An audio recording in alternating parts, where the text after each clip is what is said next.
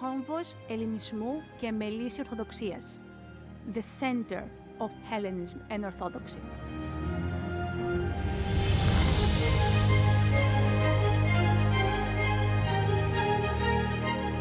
Is a vibrant Hellenic Cultural Center for not only us here in the community, but for all over the world.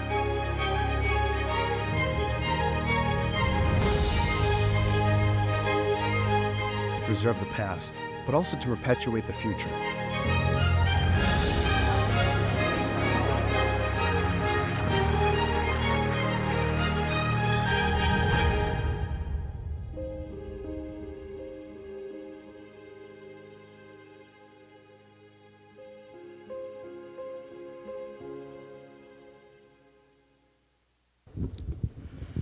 Good evening, ladies and gentlemen, and welcome to Maliotis Cultural Center. I'm Markella Patitsas, and on behalf of the Maliotis team, we welcome you here tonight. We're here for the presentation and book launch of John Boyer's new book, Mysteries, Byzantine Chant for the Sacraments of the Greek Orthodox Church. And I don't know if you've had a chance to peek at it so far, but it's a beautiful book, and we're going to be learning a lot about it tonight. Before we begin our presentation, please allow me to share a little bit about our center. The Maliotis Cultural Center's mission is to promote Hellenic culture and language, and we pursue our mission through diverse programming, including lectures, seminars and conferences, Greek concerts and dance performances, student engagement, traveling and permanent exhibits, and Hellenic American community events, and through the support of patrons and viewers on our live stream tonight, like you. The Maliotis Cultural Center also serves as the main social and cultural gathering place for the students of Hellenic College and the Holy Cross Greek Orthodox School of Theology. If you enjoy this event, please consider visiting and supporting us on our website, www.maliotis.hchc.edu. Also wanted to share a few upcoming events that we have this week. I'm sure we're going to be learning a lot about tomorrow night's event taking place at Cappella Romana Out of the Ashes concert, Out of the Ashes of Smyrna concert. Richard will tell you a little bit more about that in a second, I'm sure. And then also at Maliotis this weekend, we have a beautiful concert on Saturday, November 16th, this weekend, at 7:30 p.m., a traditional Greek music concert by the Anatoliama Ensemble, titled From Chant to Amanes, Echoes of the Byzantine and Asia Minor Traditions, with master lyra musician Sokratis Sinopoulos, and with the St. Romanos, the Melodist Greek Orthodox Byzantine Choir, directed by Father Romanos Karanos, who's here with us, and also featuring the New England Greek Orchestra, an outstanding group of individuals who are learning authentic Greek traditional music. Get your tickets today on Eventbrite if you haven't done so already. Also, this Sunday, November 17th, you might be interested in the afternoon. We're having a master class with Sokratis Sinopoulos, the master lyra player, who's going to have an informal gathering in the theater to learn firsthand about the lyra and other instruments and a chance to dialogue a little bit about that. You can learn more about these and our other events on our website and our social media, including our Instagram, and through our Maliotis newsletter, which you can sign up for at the table out there by scanning the QR code. Tonight's presentation, Mysteries, Byzantine Chant for the Sacraments of the Greek Orthodox Church, is presented by Cappella Romana, and our host tonight is Richard Barrett. Richard Barrett is the Director of Publications for Cappella Romana, a vocal ensemble dedicated to combining passion with scholarship and its exploration of the musical traditions of the Christian East and West, with emphasis on early and contemporary music. He's also the Director of Music and the Protopsaltis of the Dormition of the Virgin Mary Greek Orthodox Church in Somerville, Massachusetts, and the Artistic Director of the St. John of Damascus Society, a sacred arts nonprofit, with the mission of revealing Orthodox Christianity through its sacred music.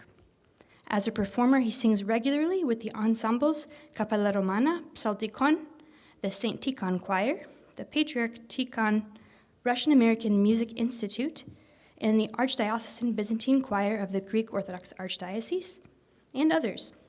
He has served as an invited speaker, clinician, and singer at Orthodox parishes and sacred music conferences throughout the United States.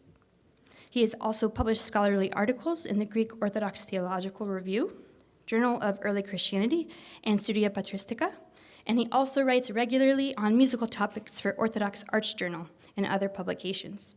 He is the Byzantine Chant Liaison for the Metropolis of Boston Choir Federation and the chair of the Liturgical Music Committee for the National Forum of Greek Orthodox Church Musicians. He holds a Master of Arts in Ancient History with minors in Medieval History and Ancient Studies, as well as a Bachelor of Music and Vocal Performance from Indiana University. He was Fellow in Residence at Holy Cross Greek Orthodox School of Theology during the 2014-2015 academic year, when he also received his Performer's Certificate in Byzantine Music. Please join me in welcoming Richard to the podium.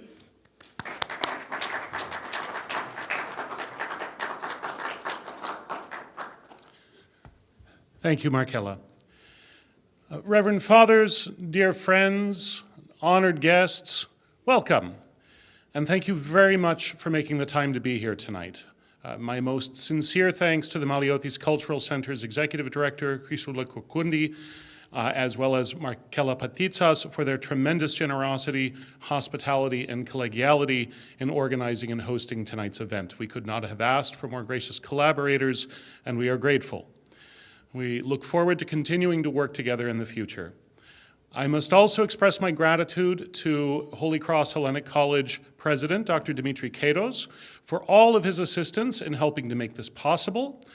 Many thanks as well to Professor Nicholas Ganson, Director of the New York Life Center for the Study of Hellenism in Pontus and Asia Minor, and to Dormition of the Virgin Mary Greek Orthodox Church of Somerville, Massachusetts. All of these entities and individuals have both helped make tonight happen, as well as our concert tomorrow evening at the beautifully renovated Dormition Church.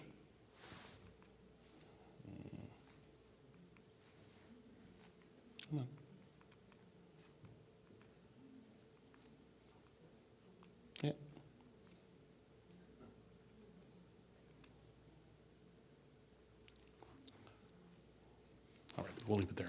All of these entities and individuals have both helped make tonight happen, as well as our concert tomorrow evening at the beautifully renovated Dormition Church, Out of the Ashes of Smyrna, the legacy of Byzantine chant in Asia Minor.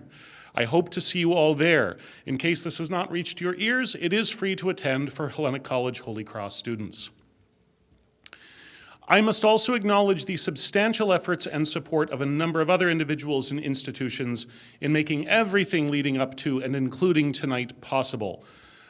Dr. Wally Bashawati, Archdeacon Justin and Anne-Marie Bosel, the Doulis family, Helena Aida and Gabriela Cassiana Aid, Patrick and Claudia Lee, and Edward and Cindy Mellitus, whose generous support was in honor of Catherine Lingus and the St. John of Damascus Society. Please join me in acknowledging them.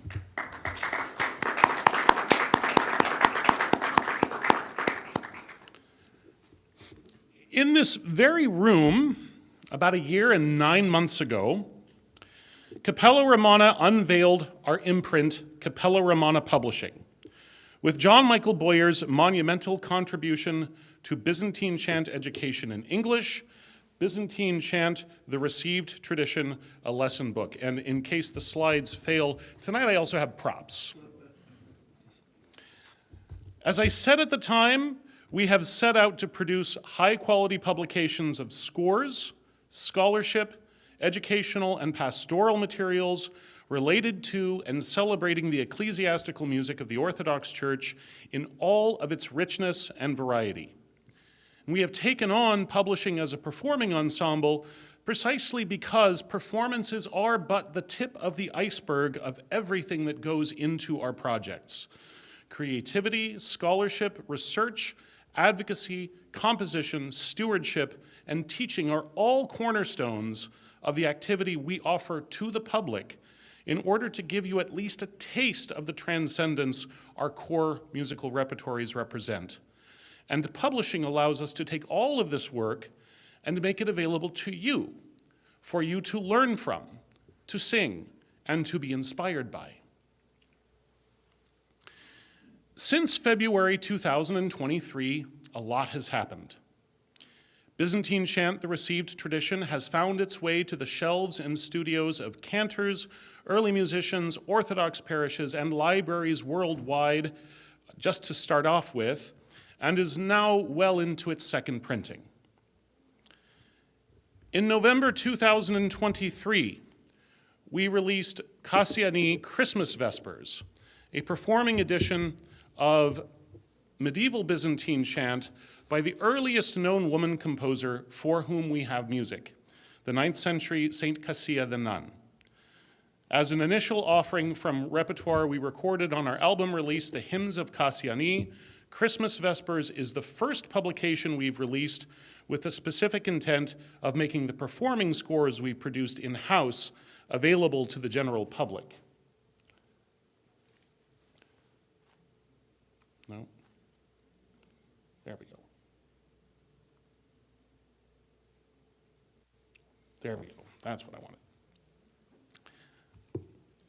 In December 2023, we released John's second book, Son of Justice, Byzantine Chant for the Nativity of Christ.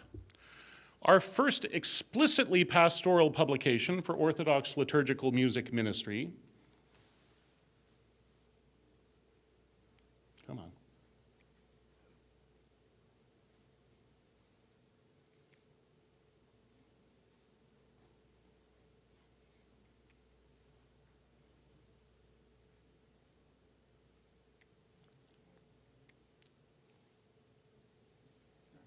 All right. That's why I have props. Our first explicitly pastoral publication for Orthodox liturgical ministry, it is a companion piece to the album release Son of Justice, Byzantine Chant for Christmas by Proto, a duet project consisting of John as well as Father John El-Masih. The book is a complete collection of English language chant for Christmas, including all the prefestal hymnody and the entire cycle of Christmas Eve and Christmas Day, including royal hours, setting the elegant translation of Archimandrite Ephrem Lash of blessed memory, translator of the Ecumenical Patriarchate and the Greek Orthodox Archdiocese of Thyatira and Great Britain. In July 2024, we released our next pastoral project, The Divine Liturgy by Samuel Heron, an anthology of English language chant for all the variables of our principal Eucharistic service, including all Kondakia, antiphons, Typica and Beatitudes, Aditrisagia, Hieruvica, Liturgica, Actionestin, and Sunday Communion verse in all 8 modes, and all festal Megalinaria and Kinonica.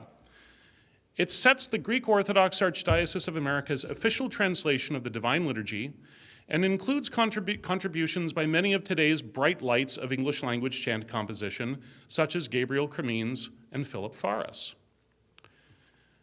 And we're by no means done.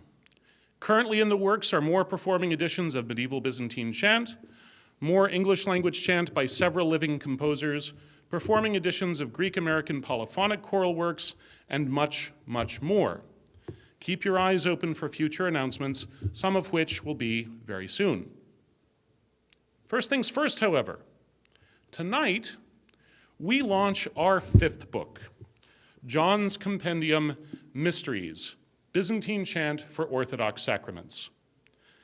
Consistent with John's guiding liturgical, musical, and aesthetic vision, Mysteries is both a practical and a beautiful work, containing everything a cantor or Byzantine choir needs to sing the sacraments of our church.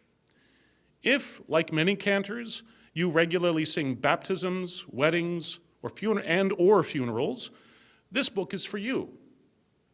It also contains unction, including a metered canon and all of the Apolitikia, small and great blessing of waters, and ordination.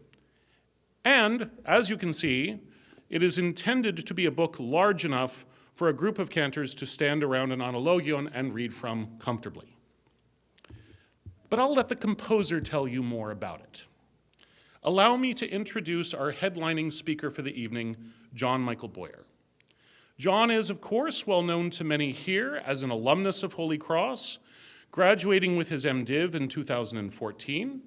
He chanted here as the Chapel Lambadarios, was a central contributor to the school's groundbreaking bilingual recording of Byzantine Chant for Holy Friday, All Creation Trembled, Orthodox hymns of the Passion Service, and himself mentored and taught many students during his time here. John is also protopsaltis of the Greek Orthodox metropolis of San Francisco, director of the St. John Kukuzelis Institute of Liturgical Arts, founder and artistic director of Proto, and associate music director of Cappella Romana. He began his study of Byzantine chant at age 14 under musicologist and Cappella Romana music director Alexander Lingas, and went on to study under the late Archon Protopsaltis Lykorgos Angelopoulos of blessed memory, as well as with renowned cantor, composer, and musicologist Ioannis Arvanitis. John is a graduate of University of California at Berkeley, as well as Holy Cross Greek Orthodox School of Theology. As a teacher, John has worked for years with students of all levels, helping them achieve facility and proficiency with notation, theory, ornamental expression, vocal technique, and ear training. He is a prolific composer of English-language Byzantine chant, with his compositions serving as the centerpiece for Cappella Romana's landmark Divine Liturgy in English recording, the aforementioned All Creation Trembled by the St. Romanos Byzantine Choir of Holy Cross, and Son of Justice, a recording of chants for Christmas with his close colleague, Father John Rassam El-Masih.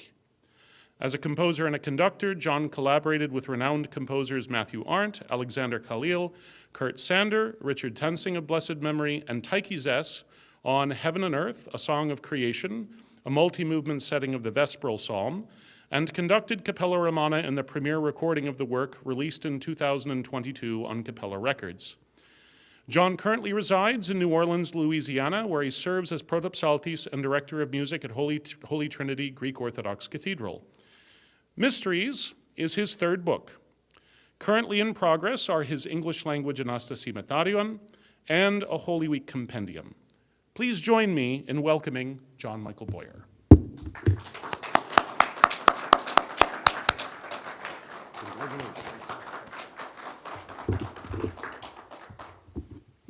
Thank you very much, Richard, and thank you so much to all of you for being here this evening.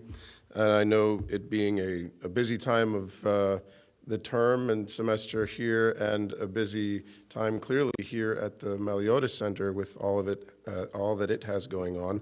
And thank you very much to the Maliotis Center for hosting.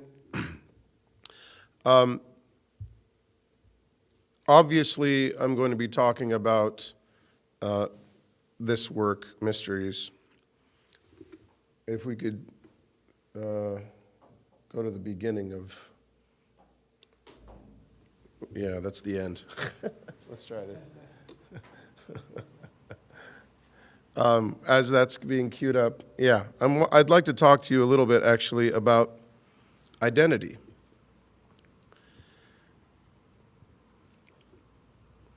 In Christ Jesus, you are all children of God through the faith. For as many of you who have been baptized into Christ have put on Christ. There is neither Jew nor Greek, neither slave nor free, nor is there male and female, for you are all one in Christ Jesus. If you belong to Christ, then you are Abraham's seed and heirs according to the promise. Elinas καλείστε τους της παιδεύσεως της ημετέρας παρά τους της κοινής φύσεως μετέχοντας. Those who have shared in our education or our mental culture are called Greek more than those who share in our origin or race. The ancient Hebrews and the ancient Greeks, as different as they were in numerous ways, had at least one thing in common. One's identity was determined not only by one's family lineage, but even more so by one's participation in the sacred rituals and formative education of one's culture. History and scripture are full of accounts of those who came from other parts of the known world to each of these great cultures and, through participation in them, became full members of those cultures, those peoples.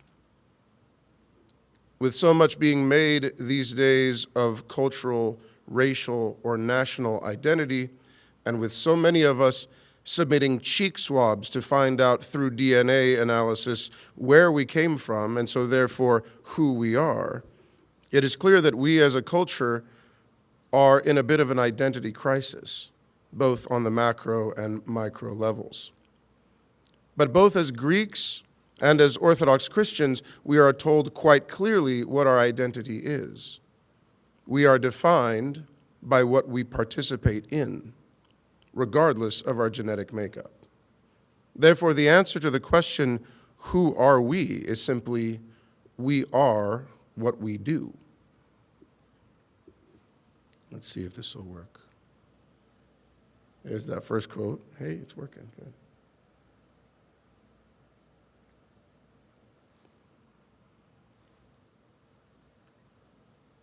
There's that one. Good. All right. And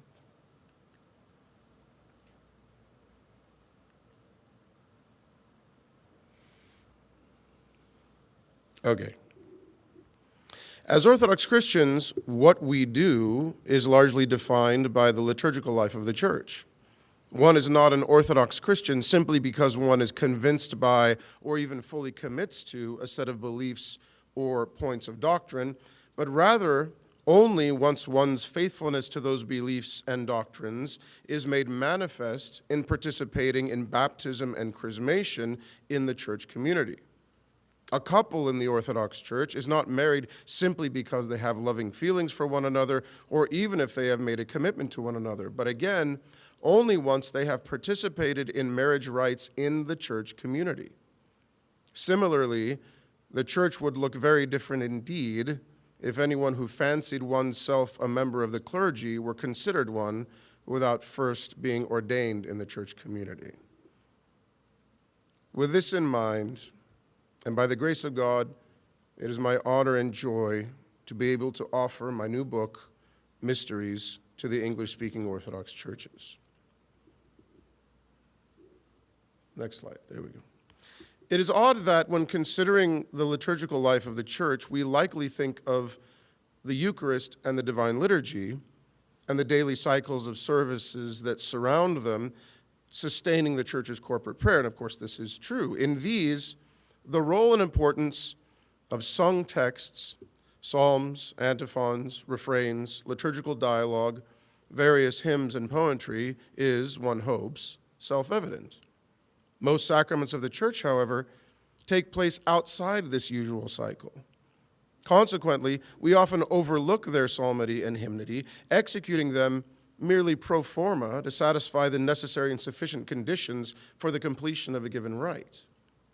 Especially in the church in America, many sacraments, such as are contained in this book, are often sung in a manner which is hardly commensurate with the depth or import of the liturgical action at hand, or of its spiritual reality. Psalmody, often truncated or omitted entirely, designated hymns sung in such a hurried tempo that the melody is barely discernible, hymns and canons spoken rather than chanted, or indeed omitted altogether. This situation is exacerbated when the liturgical language is English, which for sacraments, even more so than for the regular cycle of services, has lacked standard translation, let alone standard musical settings. Certainly the general tendency to minimize the musical and liturgical expression of sacraments is often due to an inclination towards practicality vis-a-vis the people involved. It is not the most sensible practice, for instance, to sing a long version of a Prokeimenon or Alleluia for an infant baptism in which the newly baptized have decided in the moment to provide their own vociferous chanting. Lock-kneed groomsmen and fainting brides likewise provide their own spontaneous liturgical movement, such that musical extension of the moment would prove unkind.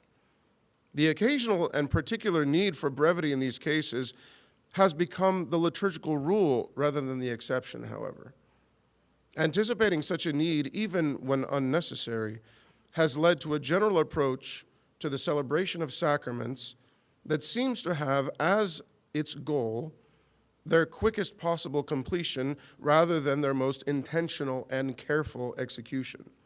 We are thus left with little or no deference to the integrity and coherence of the rite. In extreme cases, the hurried manner in which sacraments are celebrated seems to stem from an apologetic, even embarrassed disposition. After all, it is at baptisms, weddings, and funerals that most unchurched and non-Orthodox visitors are present. The tragedy, then, is twofold. We demean the rite itself, losing the opportunity for a full expression of the spiritual reality for the good of the faithful, and we squander the opportunity through this full expression for outreach and evangelism to those who may have never before stepped foot in an Orthodox temple. Whether this general approach is the cause of the dearth of thorough and robust settings of sacramental music or its result is unclear. It is likely a combination of both. Be that as it may, the frequency with which sacraments are carried out without a choir, cantor, or designated singer is astounding. This is often due to a lack of budgetary allotment for full or even part-time cantors at most parishes. Regardless, with the sung melodic elements of sacraments relegated to either insignificance on the one hand or musical time filler on the other, the cantorial role in these services has simply become optional. Thus, the potential for musical depth and beauty remains largely unrealized in the sacramental life of the Church. The lack of standardized, or at least well-known, musical settings in English also precludes communal singing for most sacraments. Whereas many Greek Orthodox communities are still able to sing along in Greek with most of the more popular hymns and refrains, the same is far less true in English. Those parishes that have made a concerted effort to develop more robust musical liturgical programs, including for sacraments, are the exception. In such places, cantors are more discerning, deliberate, and consistent about the settings they use, and people have begun to learn to sing along with these melodies. Here it bears mentioning that there are some good and relatively thorough settings in English of many musical elements of the sacraments. Father Ephraim of Arizona and Alaska, and now the metropolis of Chicago, Father Seraphim Dides, Gabriel Cremines, Samuel Heron, and others have produced numerous settings using various translations.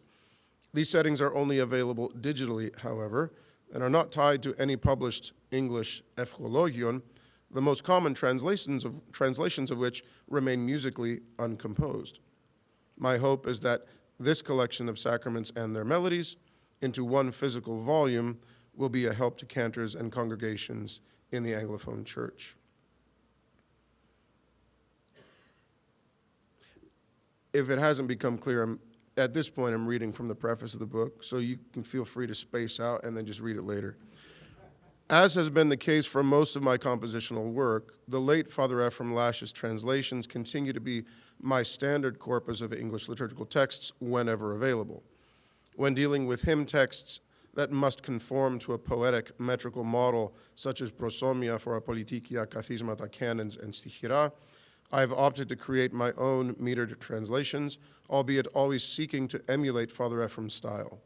In some cases, his syntax simply needed rearranging, with much of the vocabulary unchanged. In others, it was necessary to take further liberties in order to coax the text into the proper poetic meter. In such cases, I attempt to follow Father Ephraim's and the late David Melling's methodology of inserting additional titles, descriptors, and epithets standard in Orthodox hymnography in order to fill out the given meter.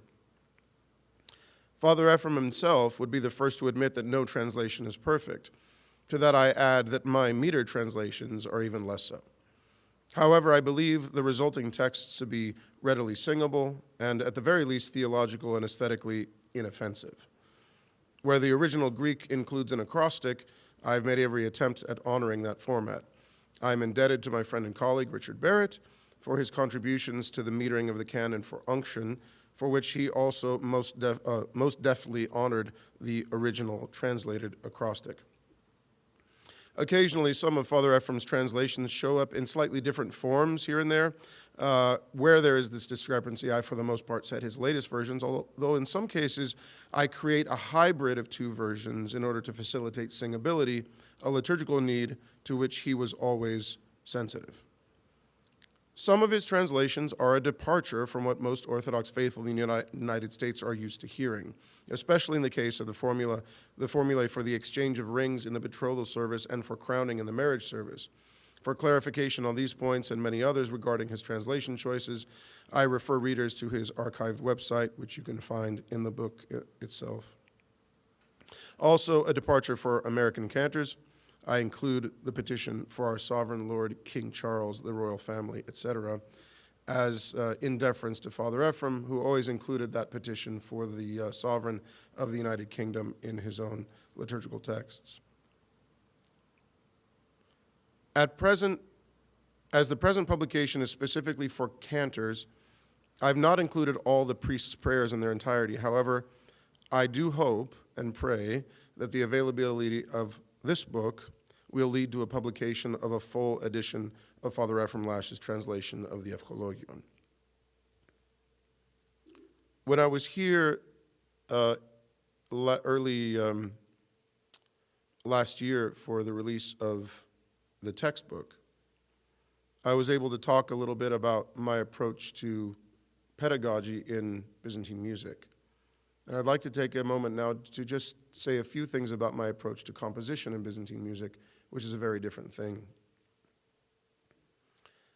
My approach to composition of Byzantine music in English has fundamentally remained the same since I began in earnest in 2001. In order to craft a piece of music that evokes the form, style, and rhetoric of its Greek counterpart, I endeavored to apply the same compositional methods as those of the classical composers of traditional Byzantine music in Greek.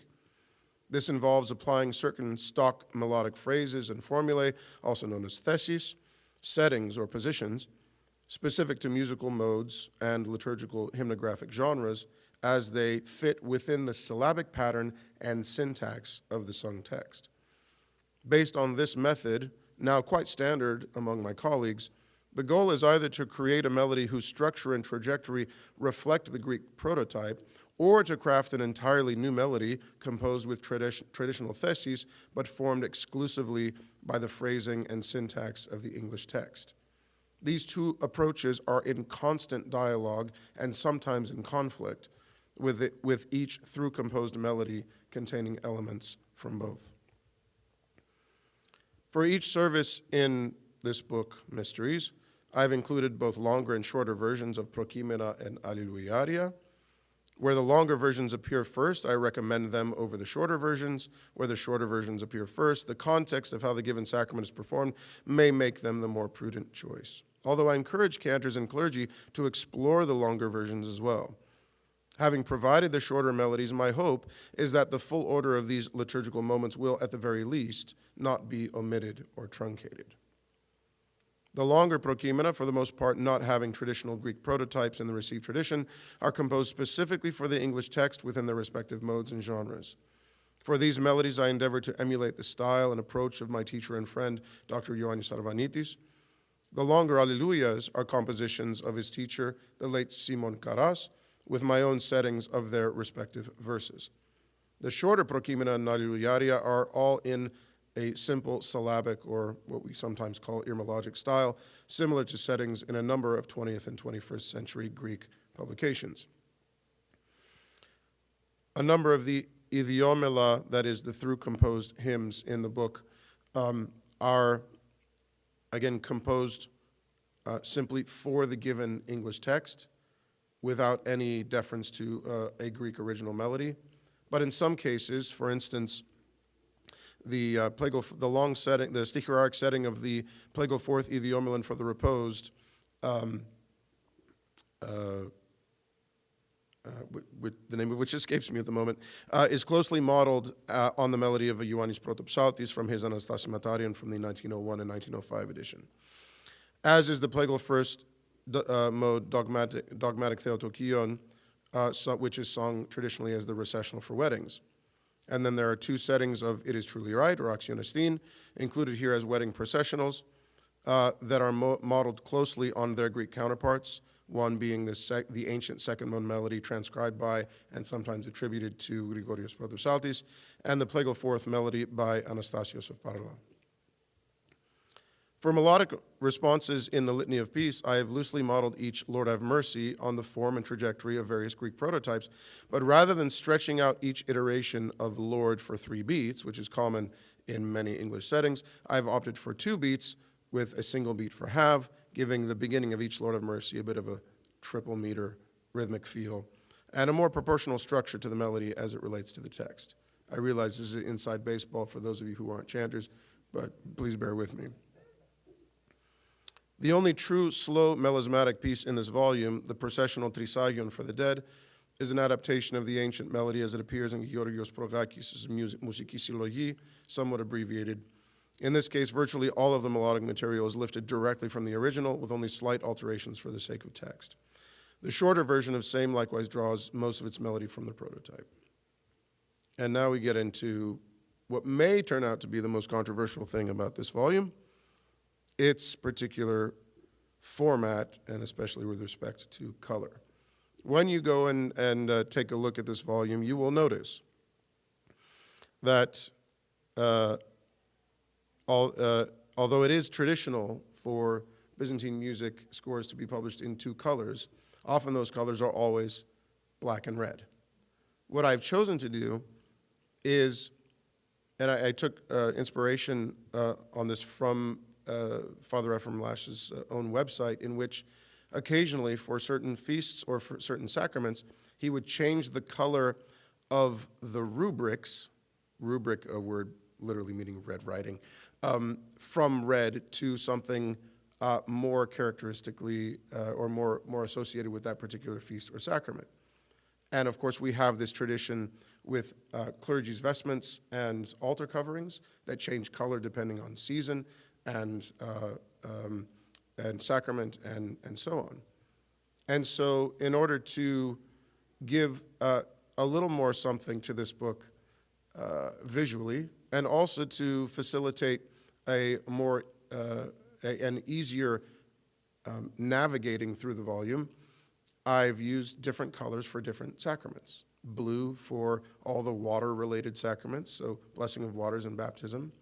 An olive green for unction, reflecting the green of olive oil. Purple for the memorials and funeral services, and the traditional red for the marriage rites and ordination. Did I leave anyone out? I don't think so.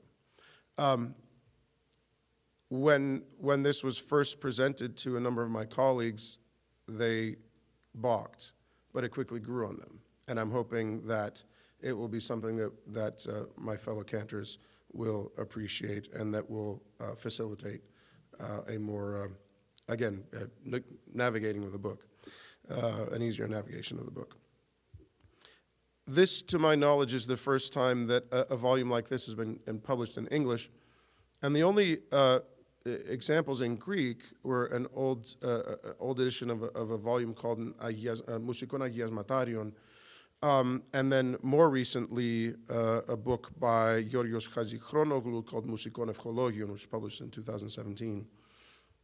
There are plenty of small philadia out there in Greek and in English, as I said, from some of my colleagues, for individual sacraments, but nothing that has collected them into a single volume like this.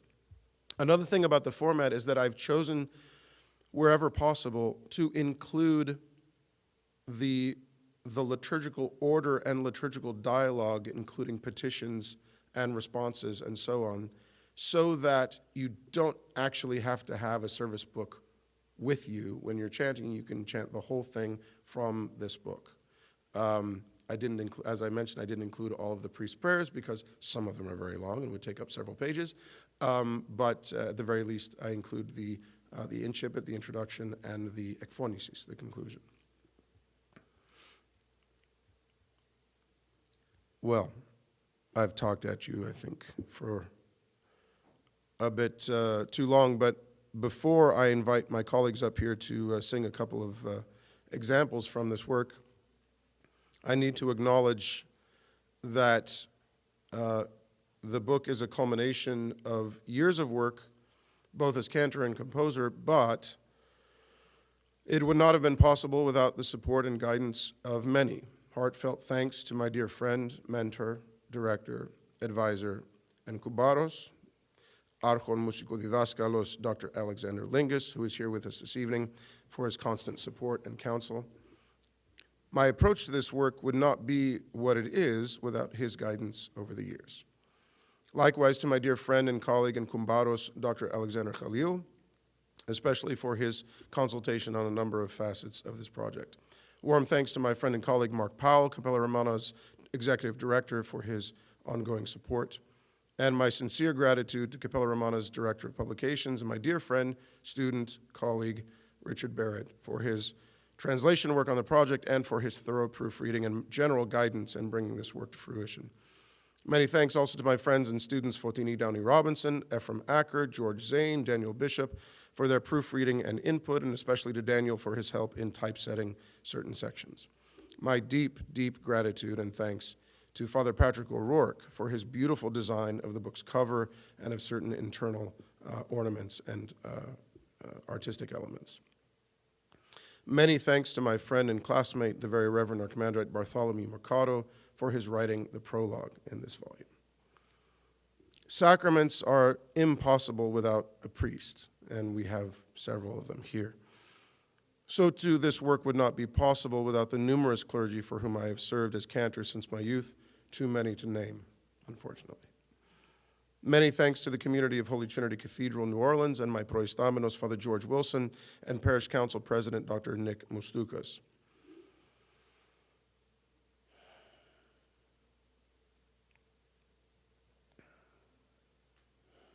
Love and many thanks to my parents,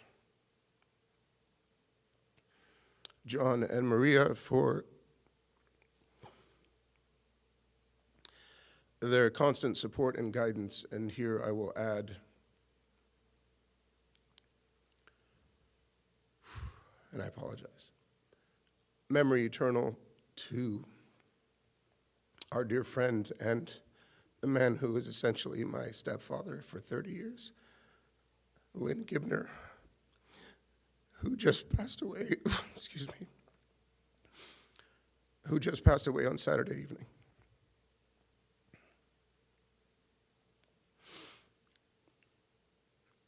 Many thanks to my sacramental parents, my godmother, Nancy Doulis, and my godfather, the late Tom Doulis, who passed away just last year, and to my mother-in-law, Titika Alexandridou, at whose house in Pirietos, Larissa, I worked many hours and where I completed these compositions.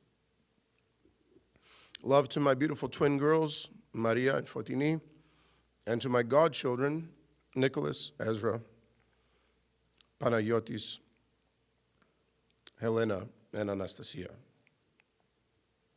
Finally, all my love and gratitude to my ever-patient wife and most trusted advisor, Dr. Evangelia Bubuyadzi Boyer, whose sacramental bond I treasure most and unfortunately couldn't be with us here this evening, but I know she's here in spirit.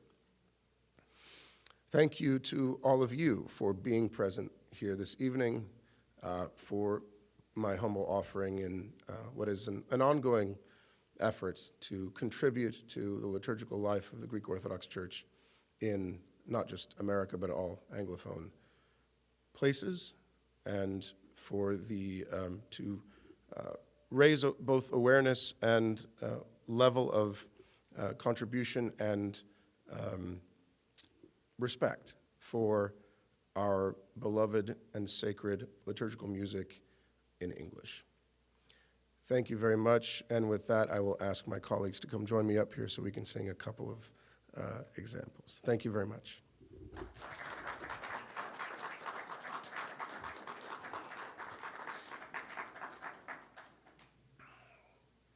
The first example we're going to show you, or sing for you this evening, is from the baptism service, Osiis Christona Baptistite in Greek, as many of you as have been baptized into Christ.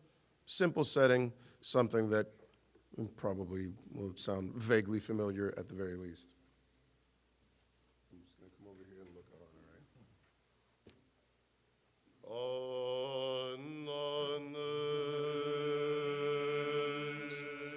As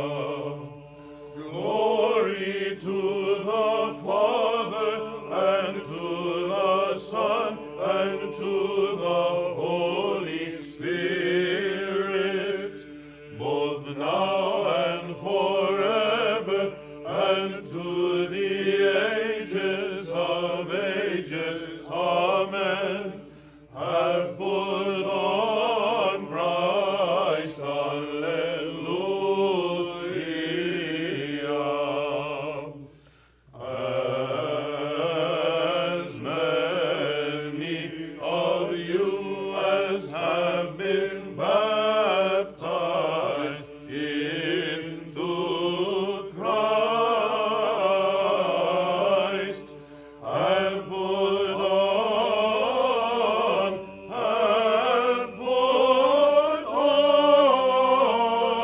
Christ.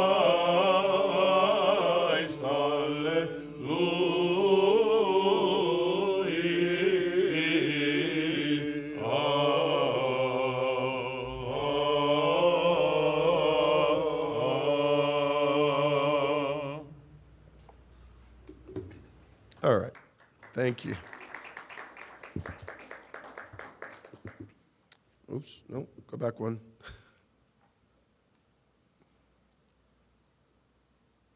There we go. No, forward one. Sorry. There we go. Wedding. At Orthodox weddings, we sing these troparia, the first of which is an irmos, if you know what that is. And so, although it's not on the page, we will sing first the unmetered version, which I have included in the book, as well as a metered version, and then the following two as well. So bottom of 237,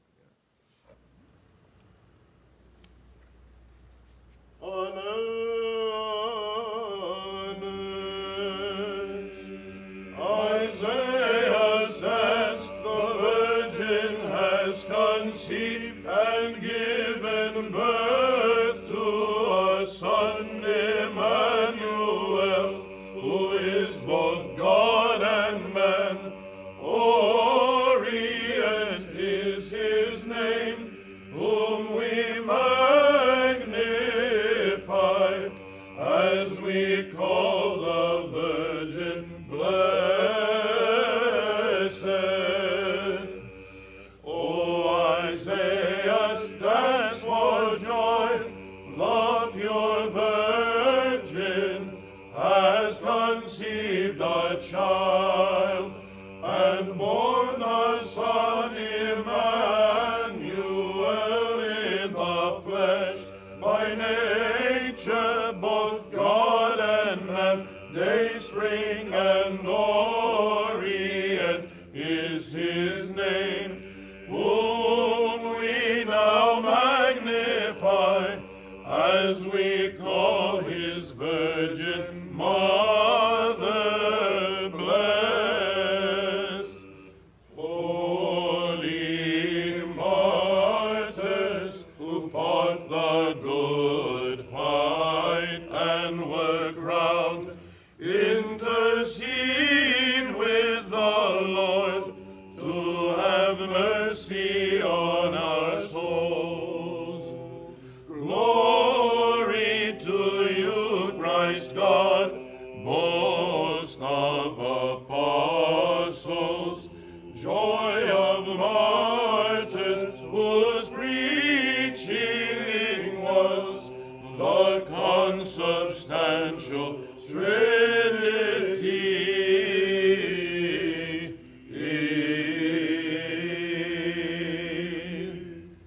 All right, and the last selection from the funeral. So I'm basically giving you the hatch, match, and dispatch sampling of the sacraments.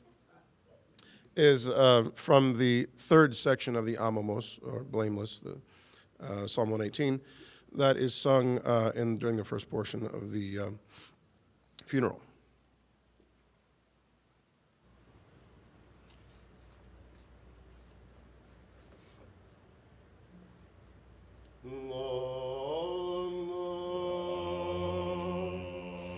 And have mercy on me, hallelujah.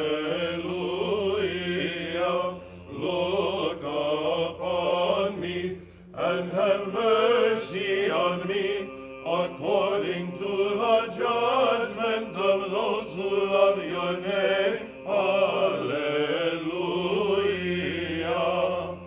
I am young and despised, I have not forgotten your statutes, hallelujah.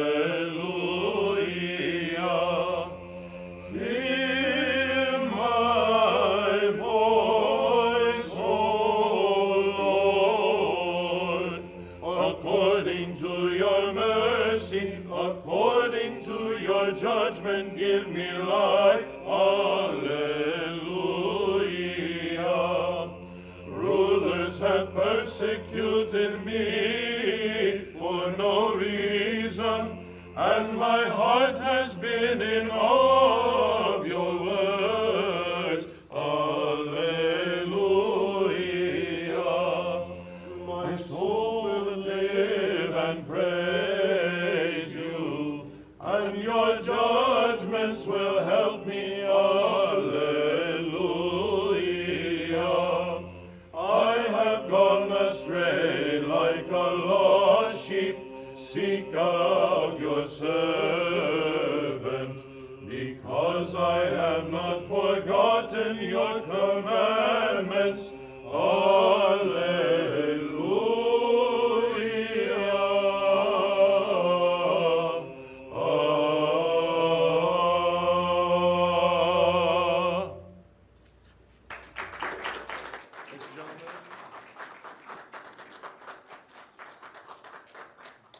Thank you.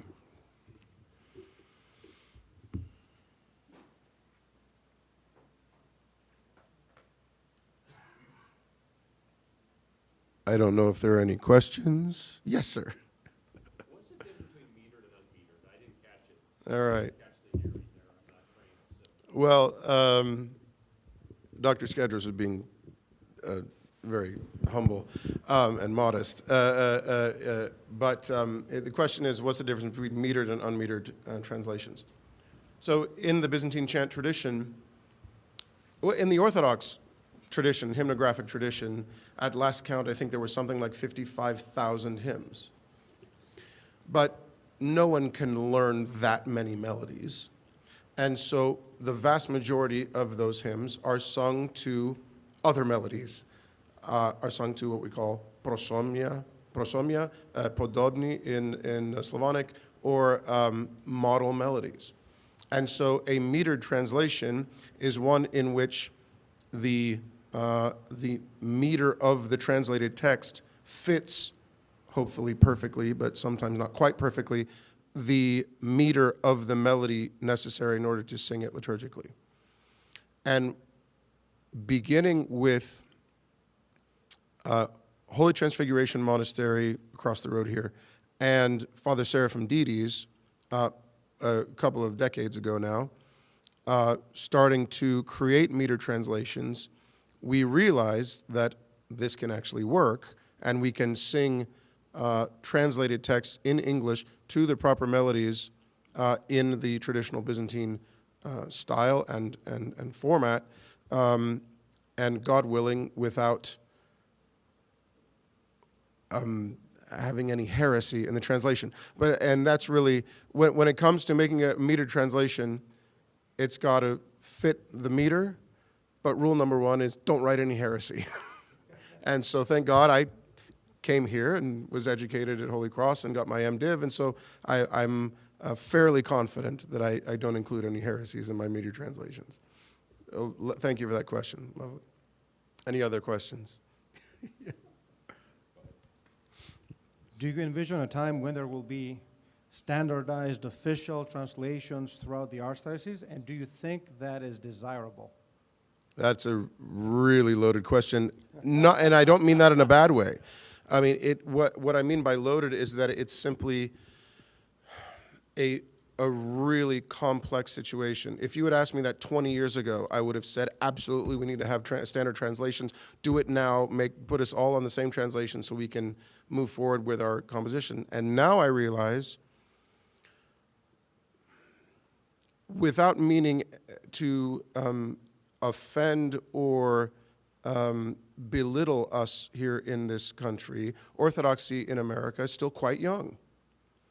And especially in the Greek Archdiocese, for the most part, we've only been liturgically praying in English and chanting in English for, 40, 50 years? In the Greek Archdiocese, right? For the most part, everything was in Greek up until then.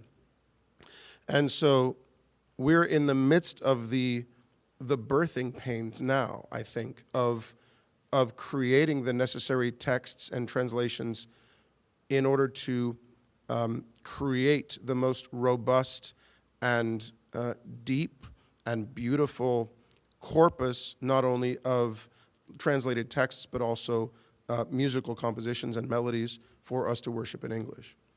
So yes, it's desirable, but not yet, because we're still in the process of doing that. Wonderful question. Thank you, Father. Do you have a favorite hymn or set of hymns that you worked on in the book that you like walk away saying, man, I'm glad I did that? Without like not being, proud of yourself. I'm just curious, do you have something that's favorite in the book? There were a number of things, it's a great question. There were a number of things that when I thought, oh, should I include this? My initial reaction was, no, I don't have time, and it's going to take me too long. But as is often the case, that plants a seed, and the next day I find myself composing it because I can't not. So I'm glad that I was able to include the, it is truly right, my adaptation of Anastasios of Parola, Actionistin in English for a processional in the wedding. And also that I was able, it's hard to pick one, so I'm sorry. And also the recessional for the wedding traditionally is the, what's often called the dogmatic Theotokion of the Plagal First Mode in the Red Sea, which, of course, God willing, will be part of my next book, the Anastasia Matarion, and so found myself composing that almost unwittingly. There were a number of things in this book that I found myself, somebody whispered in my ear and said, no, you have to do this. And so there are a couple of different things. So those two things from the wedding service for sure.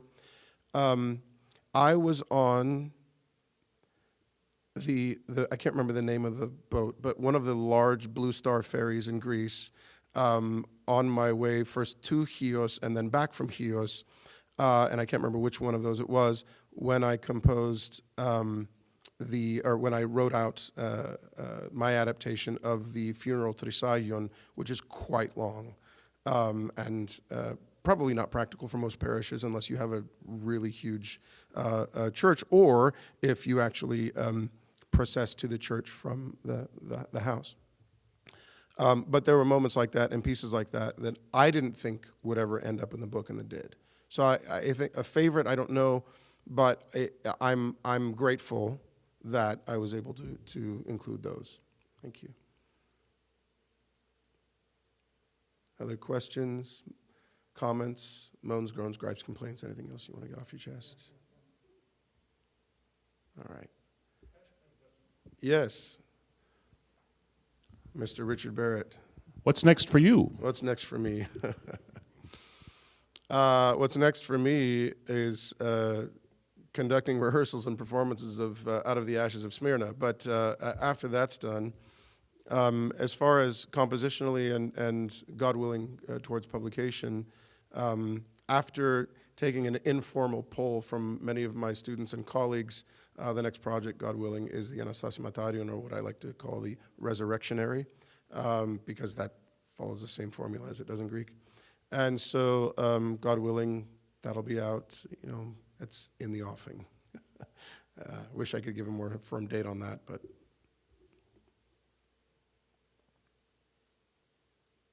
Any other questions? Thank you so much for your time and attention this evening.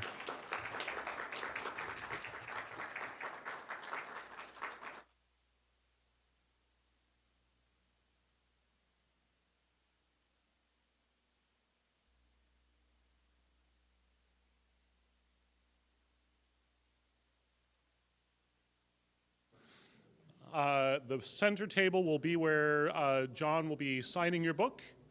And then we have the lovely reception provided by our friends at Maliotis as the third table in the row. So the flow is buy, sign, eat.